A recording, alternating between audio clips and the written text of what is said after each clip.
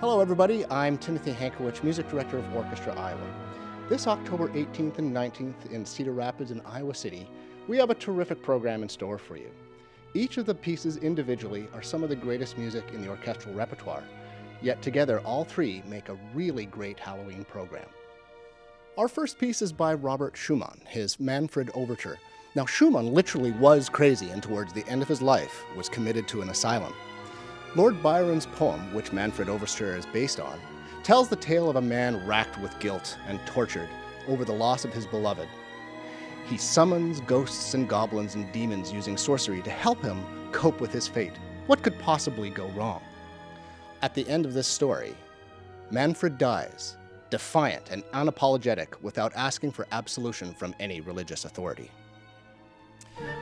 Sergei Prokofiev's Second Piano Concerto also has a very creepy history.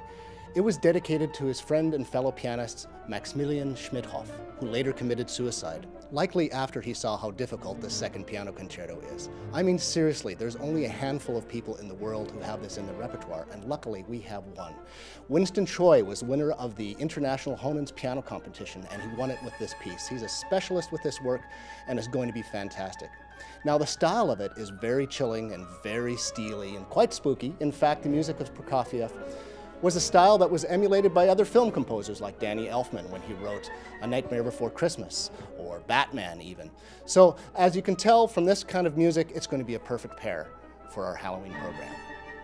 Our final piece of the program is Symphonie Fantastique by Berlioz. And in this work, it's about an opium overdose where, probably our composer himself, has too much heroin and then begins to dream of his beloved. Each of the 5 movements features the same theme that represents the reoccurrence of his beloved. The second movement is a ball that will put anyone from Vienna to shame, and only towards the very end does his beloved's theme reappear as though they see across a crowded room. By the time we get to the third movement, we find ourselves in the countryside where we have 2 shepherds calling back and forth to one another. And when the violas enter, you will hear the rustling of the leaves. It's in this third movement that Berlioz's opium trip becomes really bad. You see, Berlioz starts thinking that maybe his beloved has betrayed him, and he gets very, very paranoid. And so when her theme reappears, it's very angry. The movement ends much the way it begins, with only one of the shepherds calling out to the other, his or her lover perhaps, and yet the sound is not returned. And so in this desolation and despair, you hear thunder in the distance, played by the timpani, and you know that something ominous is about to happen. In the fourth movement of this symphony, Berlioz has dreamt that he has killed his beloved, and now he's been tried and convicted of murder and is on his way to the gallows. You hear cheers and jibes and screaming from the crowds, and yet at the very end, before his execution, he dreams of his beloved right before the guillotine drops. And in the orchestra, you will hear the head roll of thump, thump, thump, thump, followed by this grotesque fanfare while people are cheering.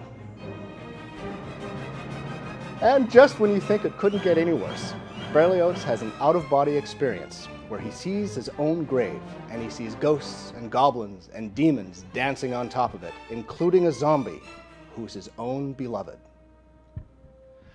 At this moment, Berlioz uses a really effective musical technique by quoting from the Requiem Mass, the Dies Irae, meaning the day of wrath, to create a sense of foreboding and this imagery of hell, fire, and brimstone.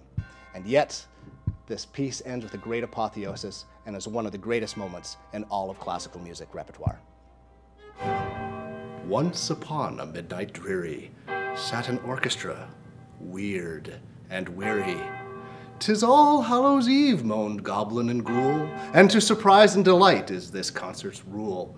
So trick or treat, we welcome you this night, with sound and tale to create quite a fright."